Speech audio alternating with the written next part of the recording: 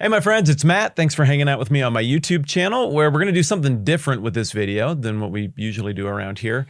This is going to be a long-form conversation with a couple of guys I'm getting to know from around the internet. One of them is named Keith Foskey. One of them goes by the handle Redeemed Zoomer. They're both sharp guys. We're not identical in terms of exactly where we're coming from and where we fit into the grand scheme of historical Christian thought, but we're from the same zip code, and I like them. And the conversation that you're about to be a part of is one about the perception that people from an evangelical background have been migrating toward Catholicism and Orthodoxy.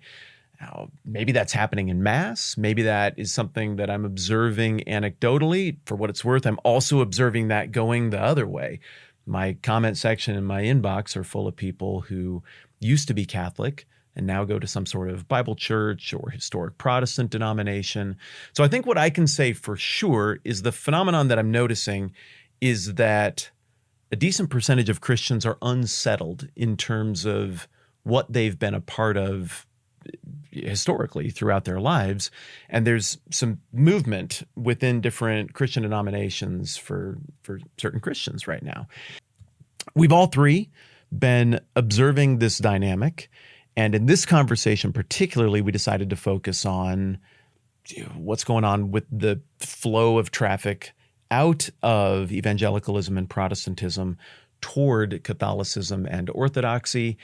Keith is the one who put the conversation together, so he mostly just facilitates. We don't hear a ton from him.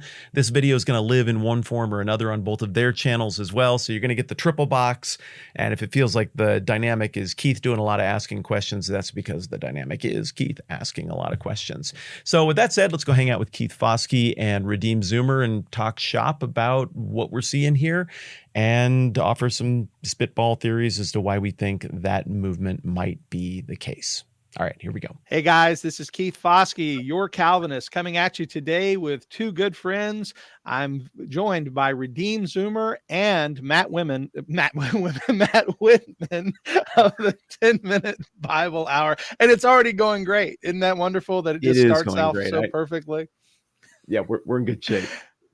Yep. But I had Matt on my show a few weeks ago, and Redeemed Zoomer, who I've had on the show several times. We've done debates. We've been good friends now for I guess it's going on a year now. I guess we've known each other more than just a few months. And in the comment section, we began talking to each other and said we should do something together, the three of us. So we talked about what would be a good opportunity and what would be a good subject that might be beneficial to everyone. And we have landed on why none of us are Roman Catholic or Eastern Orthodox. No, that's not what we're going to talk about. We're actually going to talk about why we are seeing in the evangelical world a shift toward the more traditional Roman Catholic and Eastern Orthodox views, especially among young men. And the reason why we chose this particular topic is because both Matt and Redeemed Zoomer have had the opportunity to engage with people specifically from those backgrounds. Now, if you've ever watched any of my videos, you'll know that I do a lot of interviews with evangelicals. I do a lot of interviews with denominational pastors and things like that, but I haven't had a lot of Roman Catholics and Orthodox on my show. In fact, I don't think I've ever interviewed one yet. I look forward to one day. But I'm going to be working today sort of as the person asking the questions, since Matt and Redeemed Zoomer have actually engaged on this issue and had an opportunity to talk to people, because I know I have a ton of questions and things that I'd like to ask them. But before we go any further, I want to just, in case you don't know who these guys are, and if you're watching on their channel, obviously you do, and you might not know who I am. Again, I'm Keith Foskey. I do the Your Calvinist channel on YouTube. A lot of funny stuff, especially making fun of denominations. That's kind of my thing. I like to be funny. Hopefully not too mean, but still try to get people to smile. But if each of you could just introduce yourself real quick, talk about what you do on your channel, and then we'll dive right into the conversation. Redeemed Zoomer, go first. Thank you. So I'm Redeemed Zoomer. For those of you who don't know me, I'm the one here who is not a pastor, and I have zero credentials. What I try to do is I just try to explain theology and Christianity really simply for young people, to try and be like a gateway drug for them to investigate more advanced and credentialed theology. So like quickly explain denominations, quickly explain books of the Bible, quickly explain why I'm Presbyterian, all those sorts of things.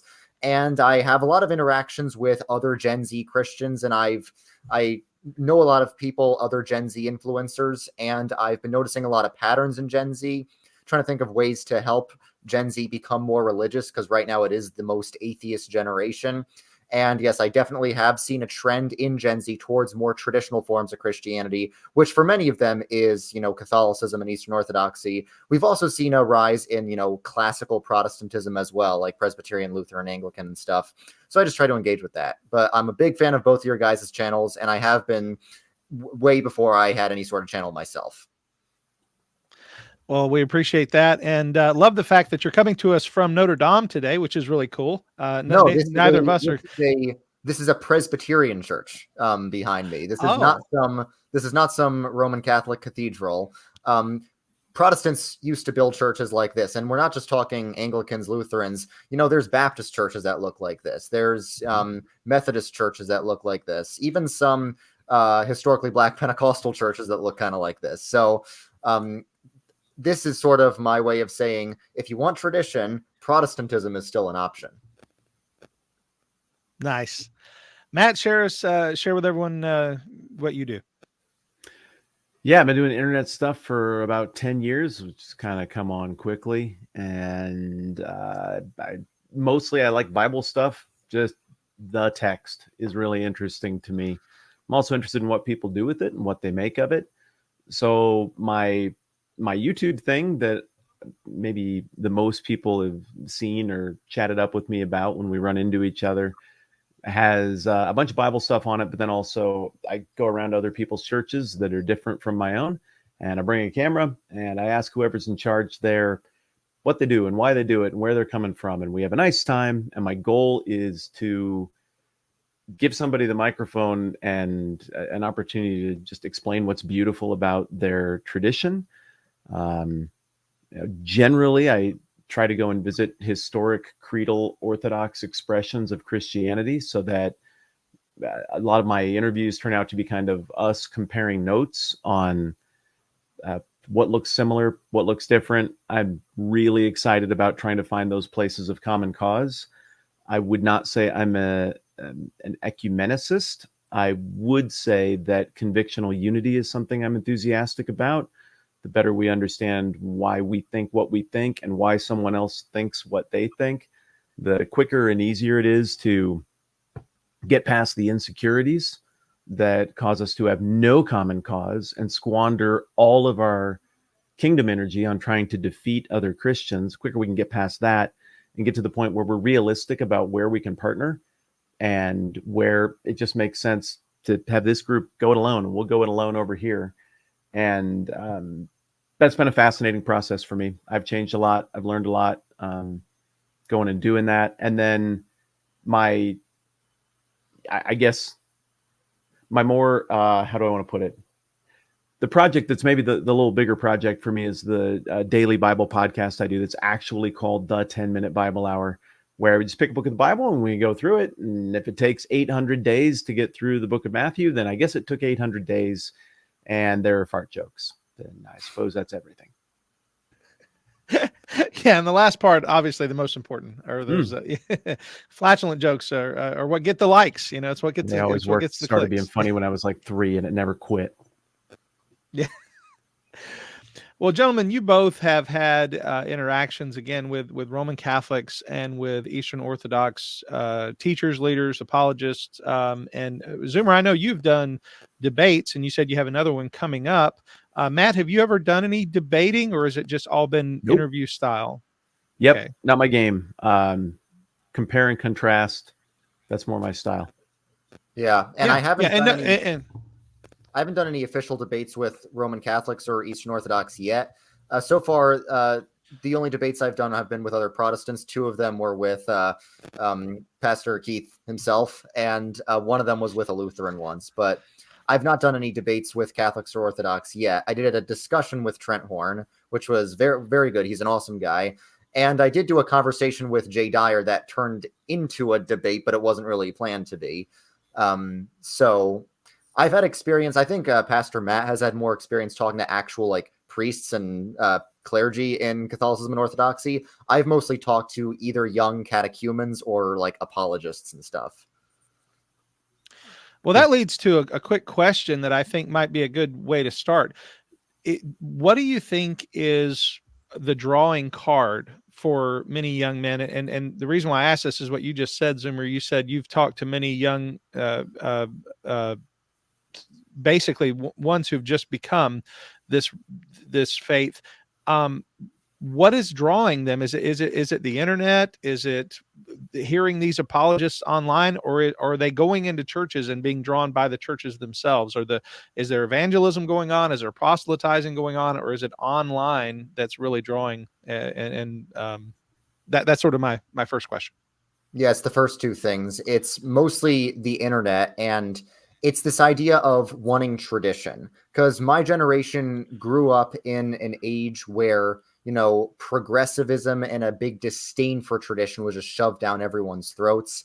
And young men developed more of an aversion to it than young women, because a lot of the modern progressive stuff targets young women and sort of excludes young men.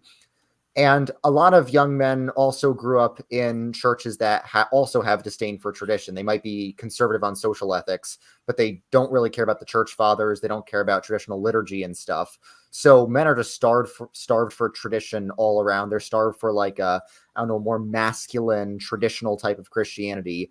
And the internet advertises orthodoxy and Catholicism as the only place to get such stuff. If you want tradition, if you want the church fathers, if you want beautiful churches, if you want beautiful hymns and liturgy, you need to go Catholic and Orthodox. That's what the internet says.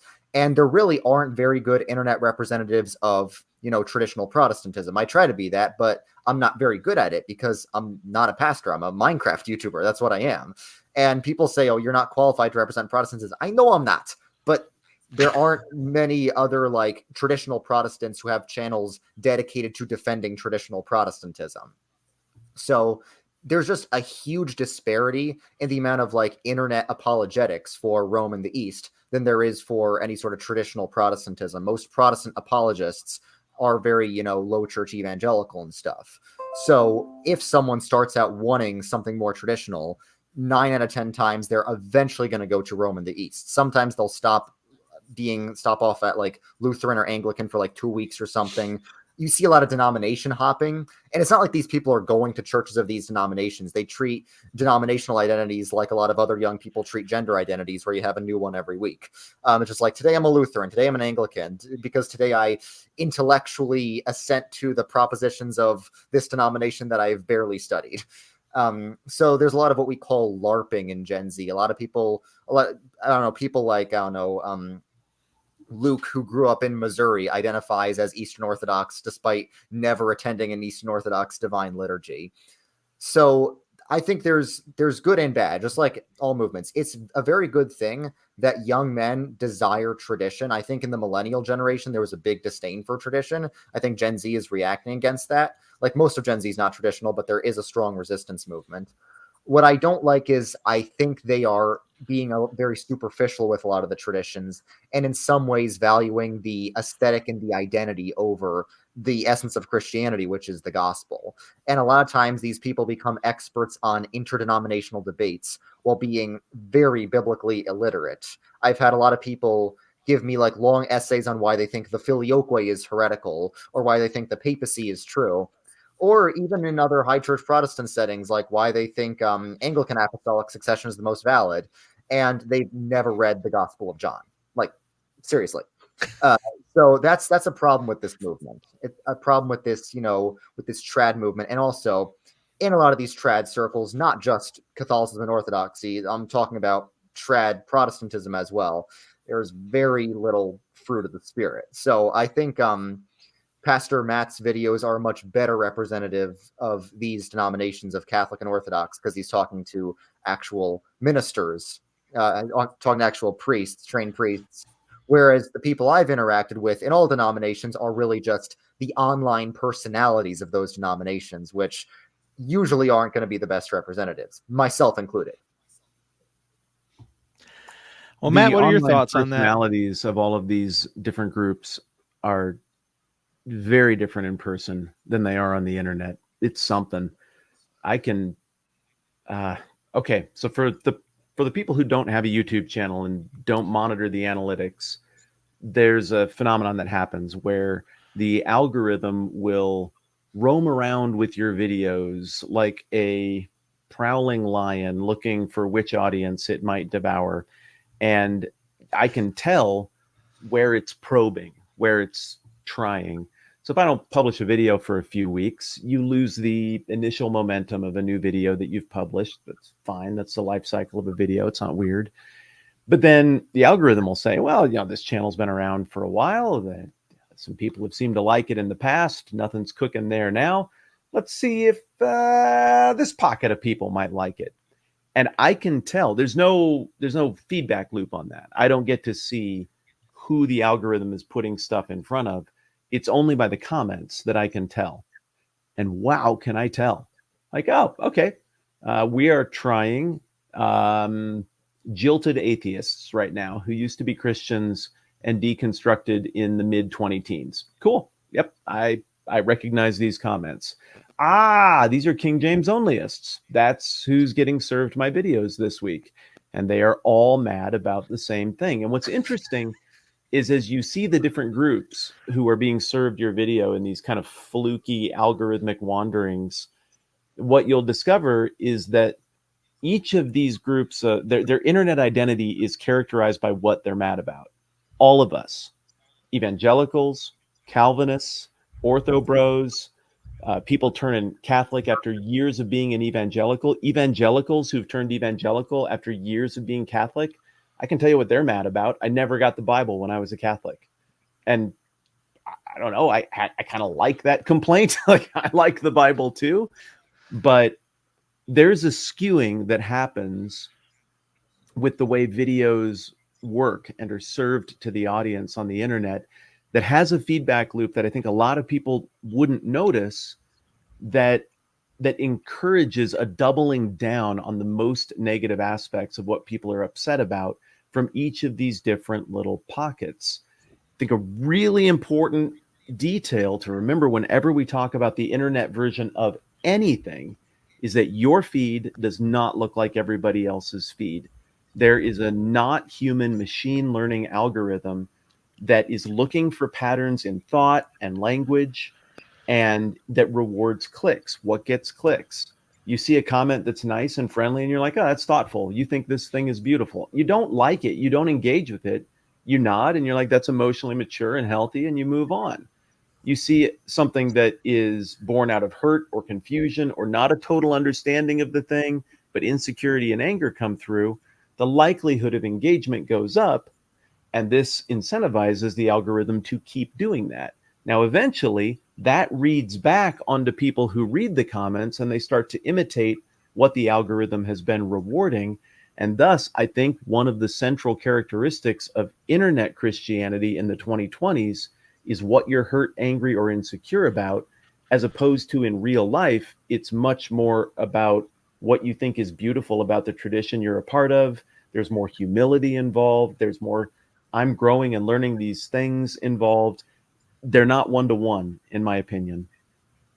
A lot of times when I ask people, like, if people are very vocal online about, being a certain Christian denomination, I ask them, when did you convert to this? I can just assume that that's not what they were born and raised as. I can assume they converted at some point. And usually it's because they saw some internet content. It's often like, oh, I saw some, based trad Orthodox TikToks. And for those of you who don't know, based means like a very good opinion. Trad means traditional. So there's just this like propaganda that floats around on TikTok. I don't use TikTok, but there's a lot of propaganda for lots of stuff on TikTok. And did you just Zoomer? They have mansplaining. I think you just Zoomer-splained for us old men who might not know what guys. based. I'm talking about the audience, because I know. No, it can be me. I just thought it was funny. I'm sorry. I was like, this is for my age group. He just defined terms, and I'm so thankful. That's all. Yes, good. I did some Zoomer-splaining.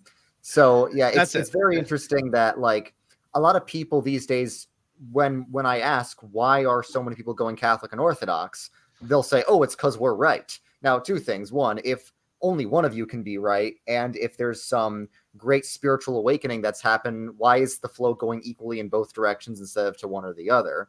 Well, the second thing is, why is it happening now and not before if you've always been right? There's always been, Catholic and Orthodox books, resources. It's due to a YouTube algorithm. It's due to an AI algorithm that we're seeing an unprecedented move towards high church traditional Christianity in America.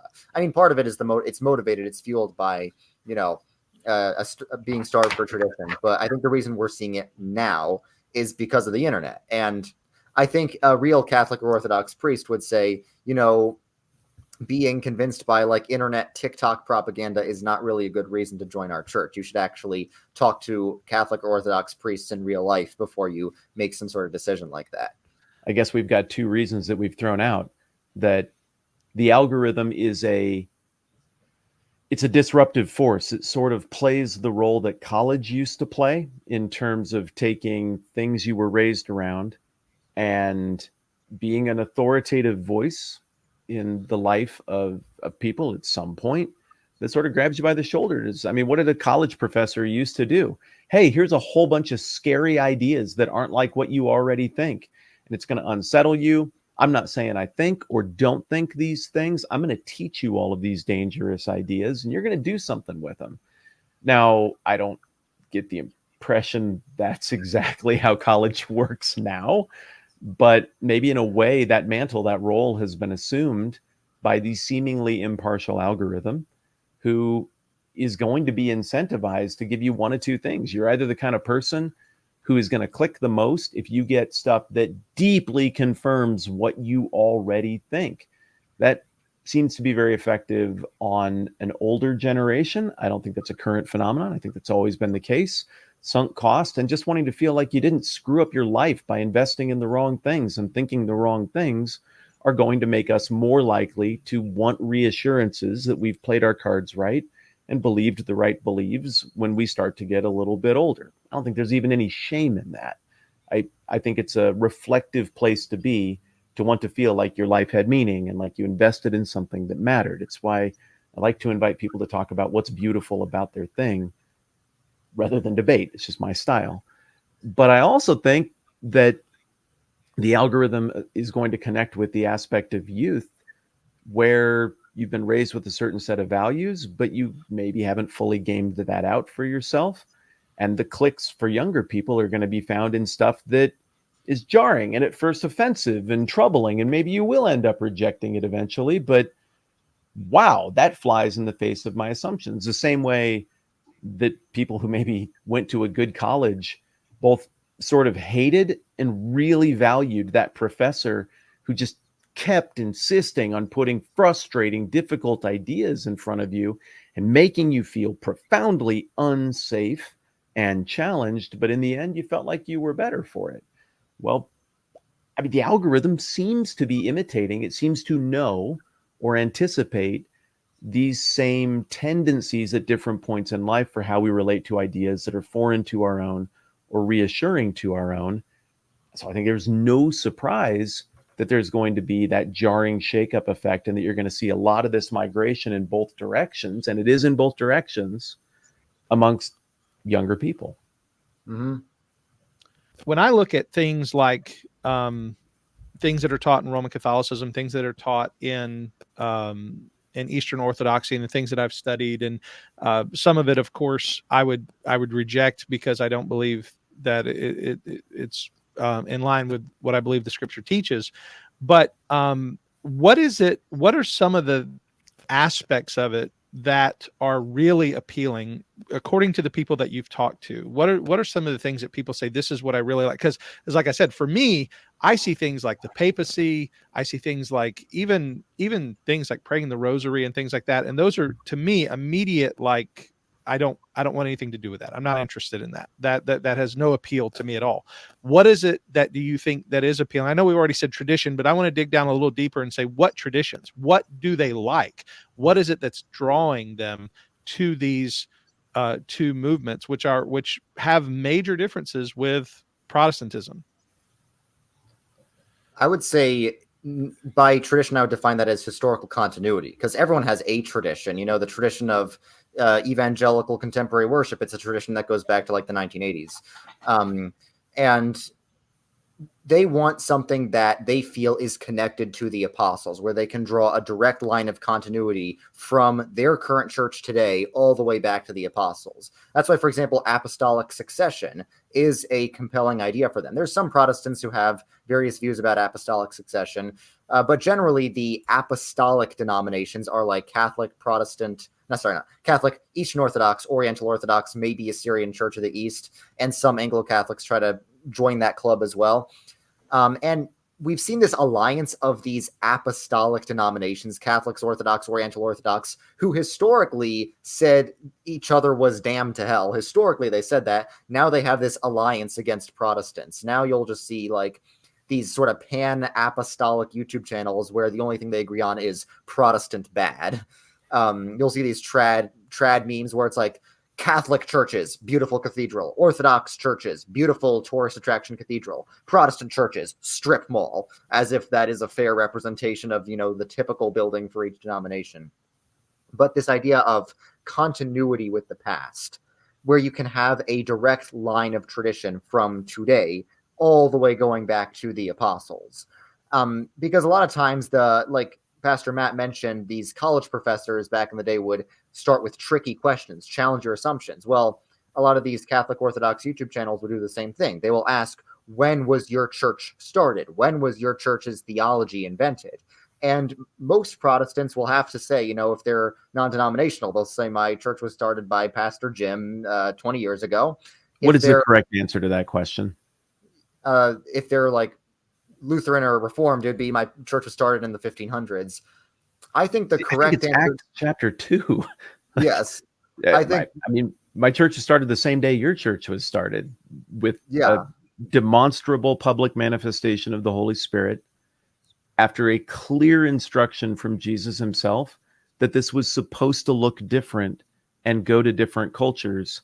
And it's not done until it's gone to a whole bunch of different cultures at the end of the earth.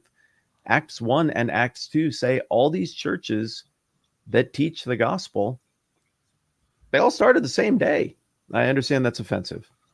Yeah, and now that is the correct answer. That's the answer I would give, certainly. But these young inquirers, they don't know that. If some YouTuber tells them, your church was started by Martin Luther, your church was started by King Henry VIII, they'll be like, duh, okay. They'll show some graph where it's like a direct line of continuity with the Orthodox Church, and then all the Protestant churches just split off and splintered. And you know, these 13-year-old inquirers who are looking for tradition, they don't know any better. They don't know that that's not true. So you can't exactly blame them. I think in America, Protestantism really has been largely disconnected from its own tradition. In the mainline Protestant churches, you see an inward disconnect from its own tradition with an abandonment of traditional theology. That's why I'm part of the movement Operation Reconquista, to bring the gospel back to the mainline Protestant churches. That's why I'm still PCUSA. And in evangelical Protestant churches, you see like more of an outward abandonment of tradition, with churches abandoning, you know, traditional liturgy, aesthetics, all those things. Either way, Protestantism, even if it is traditional, even if it is connected to the past, it doesn't seem like that outwardly to the average person. And, you know, you see a pride flag on First Methodist Church. You see a non-denominational church that has no regard for the church fathers. Then you see an Orthodox church with icons of the saints plastered everywhere, and they have convincing claims to apostolic succession. The average, you know, inquirer is going to think that that has more of a connection to the past. The average inquirer is going to be convinced by the claims that these apostolic denominations were started in 33 AD at Pentecost, and that these Protestant denominations are new innovations. And obviously that's not true, but I don't blame people for thinking that originally. There are two categories here that I hear straight from the horse's mouth. One is the kind of stuff we've been talking about so far, the really big picture, intellectual, theological stuff. And I think one of the phenomena that happens here, whether we're talking about the kid going off to college and learning about the world from their freshman year liberal arts professor, or learning about the world from content creators on the internet as curated by the algorithm, it's the same thing. You don't always think hard about what you were raised with. And a lot of the objections I hear from people about Protestantism, this was never spoken to. Yes, it was. Yeah, it was spoken to all the time. You were just 9. So you just kind of missed it. You were bored. Like, you drew anime characters on your bulletin. You were a kid. No judgment. Like, you were a kid. You made it through church and you took it for granted. And that's part of the beauty of that college rite of passage, is it does grab you by the shoulders. And it's meant to make you retroactively look back and have that end of the usual suspects moment where you go, all of it was taught to me. The Bible makes sense. My parents knew something. This is amazing. Or if you really got nothing out of it, it's meant to make you question those assumptions and do something new. So for me, I think it's tempting to way underestimate that aspect of humanity. You just take for granted what you're raised around. And you get used to it and you think everybody thinks it. It doesn't have any exotic factor. It doesn't have any intrigue. You think you know all of it, even though you know 2% of it at best. And that gets you by socially in those circles, to say the 2% that everybody knows. So you assume there's nothing to it. Well, then you go out onto the internet, you don't get some Catholic who doesn't know anything and takes it as seriously as you took your childhood Protestantism. That's not how you're going to hear from. Their videos aren't going to get any views. They're not going to get any traction. You're never going to know who that person is. You're going to hear from somebody who has recently discovered more of the fullness of the Catholic Church, and they see the beauty of it and they're excited about it. And they're going to highlight these things, and they're going to get out their yarn and red thumbtacks, and they're going to make maps and explain all the stuff that they figured out. And it's going to be compelling because you just kind of got bored and used to what you were raised around. And this feels fresh and it still has Jesus in it. It's not that complicated in that regard. So I do think that aspect, along with the algorithm, I know I keep coming back to it, I just can't emphasize it enough. Yeah. But the other thing is that I think we just need to acknowledge that Catholics and Orthodox do some stuff really well that scratches itches that Protestantism maybe has a little tougher time scratching in a very practical sense. A whole bunch of people I know who quit being evangelical and started being Catholic or Orthodox do so because they naively believe that confession and the church authority structure solves church fights and church discipline. Now, it doesn't. They'll figure this out when they get into it, but confession is kind of useful within certain expressions of evangelicalism. There isn't a clarity on this. All anybody's got is, go Matthew 18 it. Well, what does that always mean?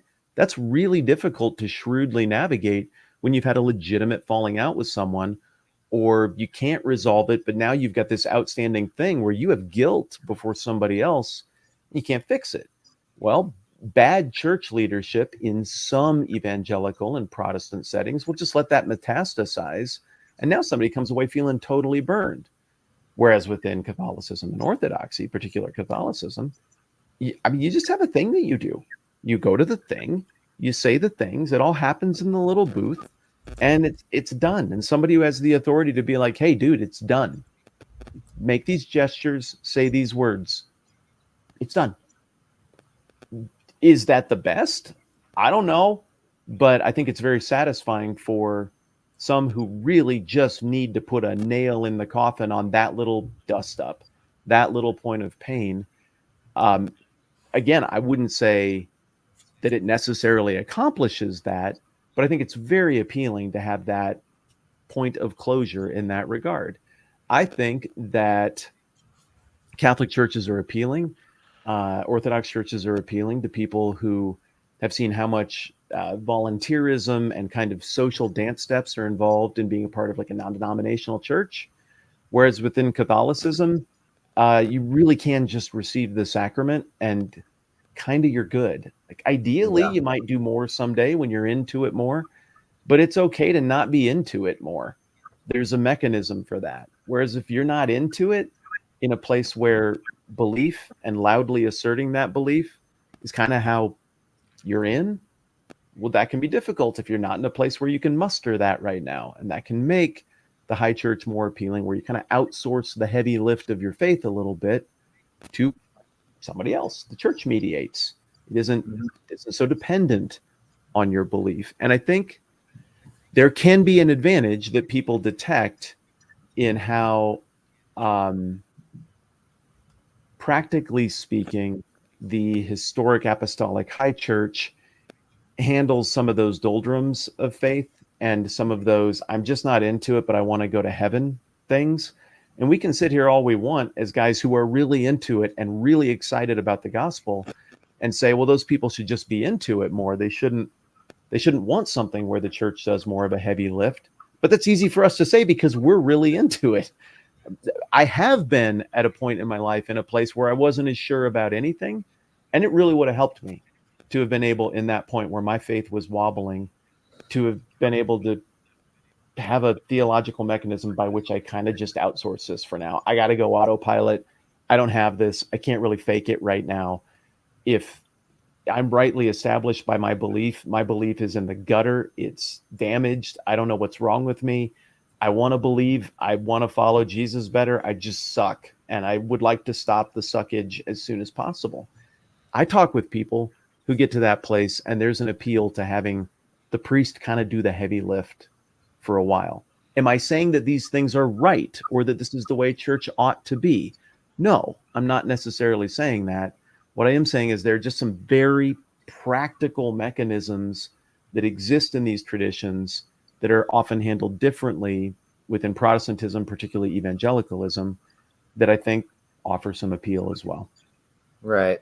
I think that's definitely a reason. I think another reason where Catholics and Orthodox have an advantage over Protestants today is that they still have their historic strong institutions. Because if you have a strong institution, there's so many resources at your disposal. You can have apologetics to defend your faith. You can have scholars to answer the hard questions of the faith for you. You can have, I don't know, campus ministries everywhere. There's endless advantages to have strong institutions. Catholics and Orthodox have not been alienated from their own institutions. An Orthodox church built 500 years ago, it's still Eastern Orthodox, still preaching Eastern Orthodoxy. A Catholic church built 500 years ago, still Catholic, still preaching Catholicism. A Protestant church built 500 years ago, it's preaching the United Nations and the environment and nothing else, right? And it's basically just turned into a museum. So Protestants used to have strong institutions. Remember, the Ivy League schools, Harvard, Yale, Princeton, founded by Bible-believing Protestants. Brown, founded by Baptists. Baptists founded an Ivy League school. Most Protestants do not know that. The vast majority of young Christians I've talked to did not know that the Ivy League schools were founded by Bible-believing conservative Protestants. They didn't know that because the public schools, like the ones I went to, teach that Christians have just been the bad guys in history. So that's why I think we are going to continue to see a lot of, especially intellectual inquirers, go to these traditions until Protestants get back strong institutions, whether it's by retaking old ones, which I advocate, or building new ones, which some other people advocate. Dr. Jordan B. Cooper is my favorite Lutheran YouTuber, theologian, has said that Protestants are excluded from today's cultural conversations because they don't have institutions. Like you see, Jordan Peterson, and I don't know, Matt Walsh or Jonathan Pageau, you see these panels of today's sort of somewhat conservative cultural thinkers, and there's someone missing at the table. It's Protestants. Protestants are sort of seen as a joke because either Protestants are like very liberal and going along with whatever the culture says, or they just don't really have any institutional backing for what they say. We have this unfortunate mainline evangelical split. So I think if you're writing a list of why people go Catholic, I think one of the biggest ones today is Protestantism is in the weakest spot it's ever been institutionally today. Now, this was not the case 500 years ago. 500 years ago, the Catholic Church was in a very, very bad place. It was in a much worse place than it is now. Back then, everyone would go Protestant the second they opened a Bible, right? The second French Catholics opened a Bible, they would become Huguenots. And that's why the Catholic Church began restricting transmission of the Bible. Same with the Orthodox Church with the Synod of Jerusalem. They said laity should not read the Bible. But nowadays, now that Protestant institutions are so weak, it is very easy for those who want to be part of something big and strong to just want to defect to these older apostolic churches.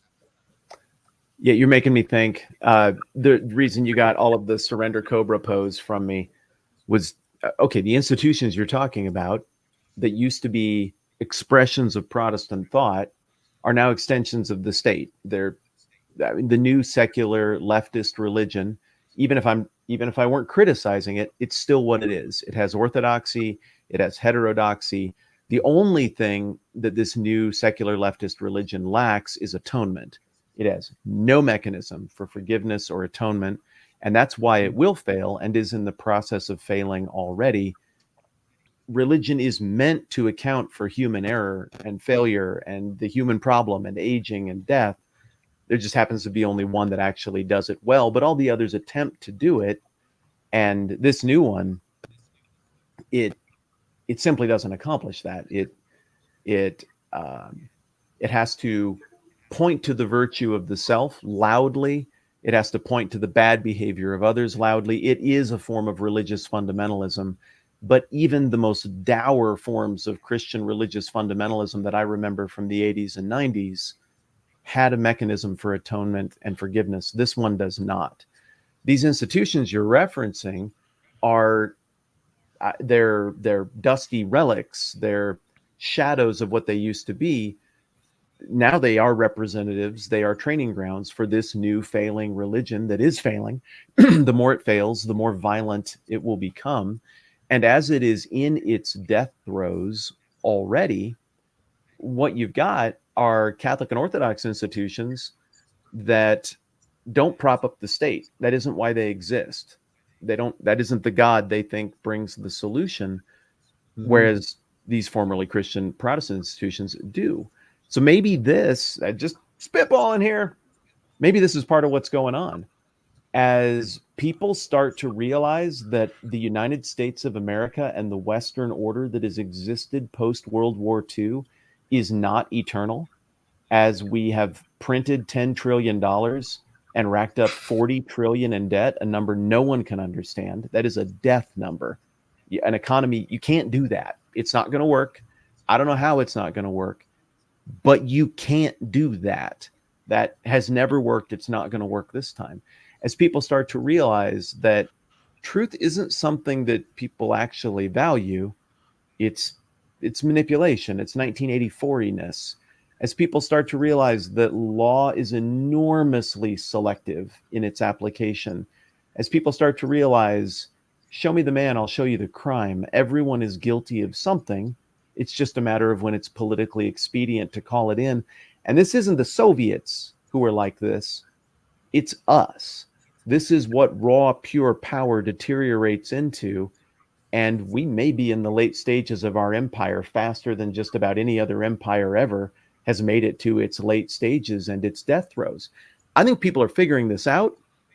And I think particularly Protestants, as represented by the nature of the institutions you've described, have become hitched in an unhealthy way to the fate of this particular government. And as people realize, we might not be the good guys anymore. Are we the baddies? As people start to realize, this is not economically sustainable. This has to fail. Whoa. As people realize, people don't care about our stupid dollar as much anymore. They're making up their own international dollar. Uh-oh. As we're just bombarded with this news that tells the story of things, this isn't going to last. I don't know how it will change, but it's going to change. Wouldn't it make sense to go looking for something else that's bigger than you, that feels like it's older than you, maybe even older than a country and a world order that's in a hard way? I don't think progressive leftist Christianity offers any alternative to that. It is the sinking ship I just described. I don't think evangelicalism offers a great alternative to that, unless robustly articulated. But your super basic seeker-friendly evangelicalism is so in the moment. It's so trying to be relevant while also not quite the same thing as the naughty stuff in culture.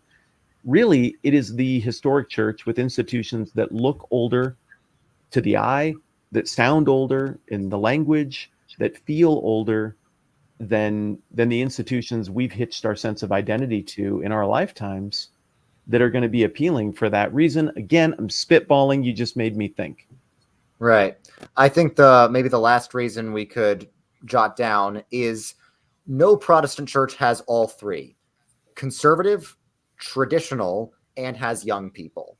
So there's a lot of Protestant churches that are very traditional in terms of style, and they do feel like old institutions, like the church behind me. And mainline Protestant churches. Beautiful worship. You can tell there is literally the history of the church carved in stone with so many achievements from great men in the past. You'll see dedications from like 1850. There's often cemeteries behind these churches. They occupy a central geographic place in the towns. There's like tons of beautiful mainline Protestant churches in every American town. They're traditional, but chances are they're not conservative. Even when some Protestant churches are still faithful to the gospel, still preaching Christianity, they'll often have like female pastors and other somewhat liberal elements that young men have a strong aversion to because they just have a strong gut reaction against anything resembling liberalism. Then you have a lot of Protestant churches, evangelical, non-denominational. They're plenty conservative, all right, but they are not traditional in any sense. And you will have some anomalies like the Lutheran Church Missouri Synod, LCMS, or ARP Presbyterians or some conservative mainline churches. They are conservative and traditional. Yes, it's all the youngest person there is 70. So in these Catholic, I don't know that I agree with that. I've agreed with pretty much everything else about your analysis, but what about ACNA? Every ACNA church I've been in meets all three of those qualifications. Every single one. So they often do have traditional liturgy and style, but they meet in a strip mall. There are a far greater number of historic Baptist cathedral-looking buildings than ACNA Anglican ones, because when you split off from a historic denomination, you usually don't inherit the resources. So ACNA has a lot of youthful energy in it, but it does not inherit the historic resources building seminaries that the Episcopal Church had, which is why there are some, great, beautiful ACNA cathedrals, but they're very rare compared to most other denominations. And I've seen a lot of five, and all five meet the qualifications you laid out, even in terms of look of the building. I think that's a group that's worth looking at. I'm not them, but I think that's a group that might hit the sliver you're talking about that's flying a little bit under the radar. I know what you're saying. Like, I do have a map containing all the Protestant churches that do meet all three qualifications. I do have a map. I know that there's dozens of, beautiful ACNA churches, but it's rare. I've talked to a lot of people, a lot of young inquirers. I've told them to investigate, traditional Protestantism, and they've gone to things like Anglican churches, but either there was like liberalism there, or there was contemporary music, or it was meeting in some sort of strip mall. And there was this beautiful Roman Catholic cathedral right next door. And yes, it's superficial, but at the same time, it speaks to this broader rootedness in tradition, institutional interconnectedness, because the ACNA as an institution, it's 10 years old. And the Roman Catholic Church as an institution is 1700 years old. So yes, I do have a map. I have a map of thousands of churches that do meet all three criteria, but it is still a lot more rare overall than what the Catholicism and Orthodoxy offers. Okay, let me ask. Okay, I have to. Oh, go ahead.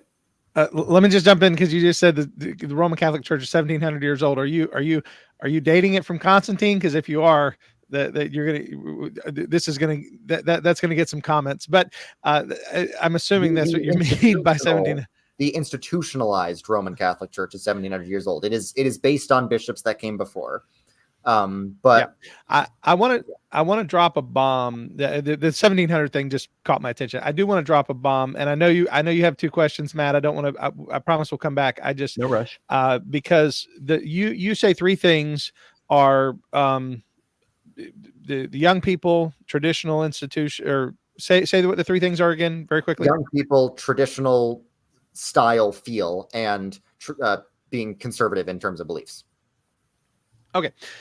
Now, I'm going to drop a bomb, but I have to because, and this isn't in any way, because I know this name has a tendency to raise hackles, and that's the question of the Wilsonites out in Moscow. I am the Harbor Freight Doug Wilson, so I have to at least. I don't know if you know that, Matt. If you've ever heard that, the Harbor Freight Doug Wilson. I do a skit where I pretend to be Doug Wilson. I've actually got his studio background that I do stuff, and he knows all about it. He and I have talked about it. It's funny, but his group, I think, is growing because of the three things you just said. And that's why I'm throwing this out there is within my world of the Reformed Baptists, there is a huge movement toward the CREC, which is the Doug Wilson group. And it is because it's younger men specifically. It's because they're traditional in their worship, at least how they would define it. I mean, a lot of their guys wear robes. A lot of their churches are practicing liturgies and having Holy Communion every week, and all of these things that are part of this tradition that is very different from what I grew up with watching the youth group model, which was, who's down with God, that kind of foolish, behavior. Guy walks out and he's got skinny jeans and a mohawk, and that's what called itself church in the 90s, and that's what was splitting away from the traditions, and now there's this movement back. So I think that's one of the reasons why we're seeing that movement, is because they have the three things you just mentioned, even though they don't have maybe the beautiful buildings that you've mentioned, but they do have a sense of tradition. They have a sense of trying to go back to that. Real quick, I've said I agree with their vision, I agree with their goals, but I disagree with their means, because the CREC is a double offshoot denomination. They split from a denomination that split from the main line. So they have a great vision, but right now they don't have nearly enough resources to achieve that vision. They have fewer resources than even other offshoots like the PCA and the OPC. So that's why, in theory, like if you go to a CREC's Instagram page, they will post pictures of cathedrals. Where does their church actually meet? In a public school cafeteria. So part of traditional means traditional institutions. And I think a big problem with Americans is they're so individualistic. They don't see the value in old traditional institutions, which have accumulated wealth and resources with age. And I think part of that's because of the behavior of those traditional institutions. Yeah. They've been crappy. People look at it and they're like, why would I keep sinking money and energy into this thing? And you're offering a compelling case, and have been for a few years now, as to another vision for why that might be worth reconsidering. You've got a point. I think you've got a great point. I've been paying attention. I also think they have a point. Eventually, people are going to look at stuff and say, I'm not going to waste my entire time on the stage of history here trying to reform this stupid thing that is absolutely gone. Are they right? Well, I'm not saying they're right. I'm saying I understand the pragmatism, and that isn't necessarily just a function of individualism. It's also a function of doing math and having a different strategy. I'm fascinated by your strategy. I reasoned to much of the same thing, just walking around doing the videos that I do. I mean, okay, I'll explain this quickly. I absolutely scour cities that I'm going to travel to try to find a church that has a set of qualifications that would make for an interesting video. The right kind of person to explain it, representative of something that I really haven't engaged with yet, a building that's going to be visually interesting enough for there to be something to explore, something to point at that can facilitate or foster, promote conversation. And so I get to so many more churches than what I actually publish, and I don't publish all the videos I film. Some of them don't go well enough to get published. No hard feelings toward anyone. That could be on my part, person I pointed the camera at. But I can't help but look at these and come to the same conclusions that you are, which is you can't replace the positioning of this building. You can't build this building again. You could repair it. It would be outrageously expensive, but you can't make it. In a way, we don't know how to make that anymore. Mm-hmm. The bureaucratic hoops, the lack of political will from the community to rally behind it, the resistance, the idea that so many people in government would say a church downtown is a social ill, not a social good. So unless your church promotes our government things, we would never be behind it or support it. There's so many hurdles to having that real estate, that central position in the community that you see all of these relic churches having. And that's why I think you've got a point that maybe there is something to trying to reclaim that space as best as we can. Also, I understand why over the last 20 or 30 years, as people have seen the not just casual biblical drift, but really aggressively anti-biblical drift of certain expressions of Protestantism, that they've just said, I'm washing my hands of this. I don't want to be held accountable for this. I don't want any part. I said my thing. I fought back. The institution was bigger. I lost. What am I going to do? Sit around, cry, or do nothing? I'm moving on. I can understand both situations, and I think there's going to be some variety from person to person as to what they're up against and the winnability of the fight. I think the previous generation, it makes sense why they saw the institutions were bad. We're like, okay, I'm not going to waste my time on this. But then the next generation, my generation, has to choose between no institutions, evangelical, bad institutions, mainline Protestant, or good institutions, Roman Catholic. So the CREC will say they'll be very traditional in theory, and they'll be like, okay, sure, we'll have cathedrals in 200 years when we take over the government and establish a based Christian nationalist theocracy or whatever. But then the Roman Catholic Church next door has powerful institutions and cathedrals right here, right now. You can go to them. You can meet people there. You can interact with them. So what's going to be more compelling?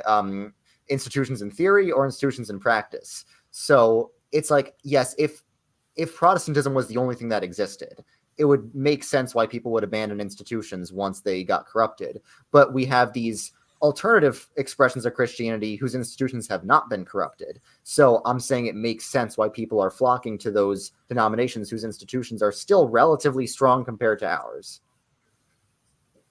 And I would maybe have to jump in and simply say, I would disagree with you that they haven't been corrupted. I understand where. Well, I would say there is corruption, especially particularly within Rome. Some of the things that I would say have been serious corruptions. I guess what I would say is if you are considering changing denominations, don't do so lightly. Don't change your denominational identity until you've actually visited some of those communities, interacted with reliable leaders in those communities like pastors and stuff. Don't have a new denomination every week. If you're going to make a change, make sure to consider what all the options are. And don't have the majority of your thinking and exploration be online, because as we've discussed, the algorithm, the internet, it's not real. So to put it in Gen Z slang, to a lot of you guys who are inquiring different denominations on the internet, touch grass. Very cool. I and I think that's that a great reference. place for us to end. Yes, I did too. So thanks, guys, for being a part of the show today, and may God bless you. I want to say thanks to Keith and to Redeemed Zoomer for being willing to risk their reputations by slumming it a little bit with me. They obviously had a ton of sharp things to say. I really appreciate both of them. I'm going to put links to their stuff down below. I hope you'll consider going and checking that out as well. Final thought on all of this from me. I am most excited right now in what I'm seeing going on in the landscape of Christianity in the world and all of this stuff. I'm most excited by people who are signing up for the first time to be a Christian. That's happening more than anything else I'm seeing. My inbox is full of people shooting me notes telling me, I just got baptized.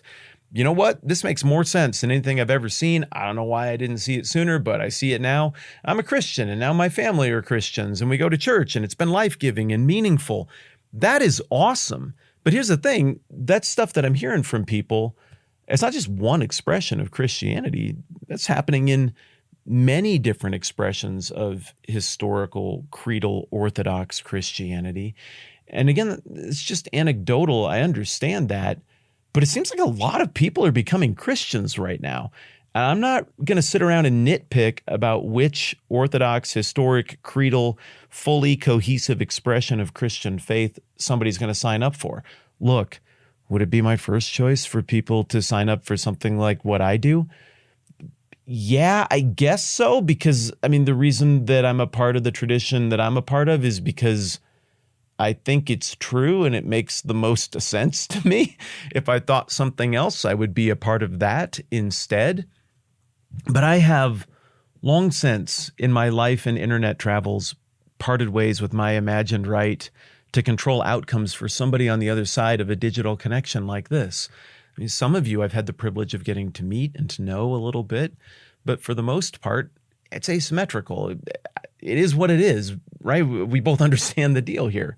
So you got a life, you got circumstances and things that you're considering in a whole context. And the fact that faith in Christ would make sense to you, you know what? That's just awesome for me. I'm just thrilled to hear that. And I'm thrilled to hear the reports. A lot of you send me pictures of your baptisms. Please never stop Send me pictures of you getting baptized. That is, that does something for my soul, and I'm really grateful for it. So thank you to everybody who has done that and shared the joy of you becoming a Christian, a follower of Christ, a son, a daughter, an heir, a participant in the eternal kingdom of Christ. It's a beautiful thing.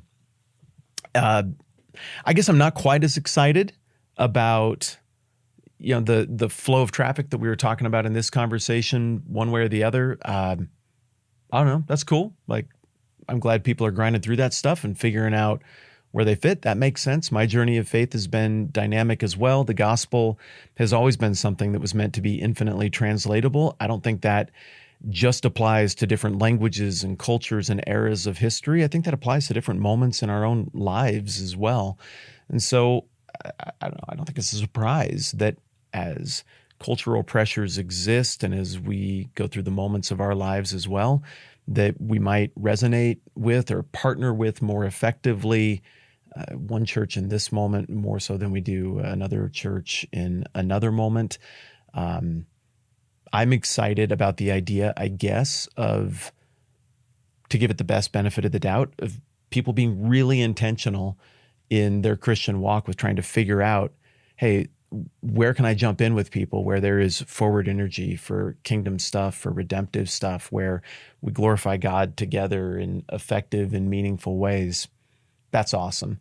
And so I hope the conversation that we just had and that you just participated in as well is one that overwhelmingly is optimistic and is not indicative of some kind of imagined crisis. I certainly don't see it that way.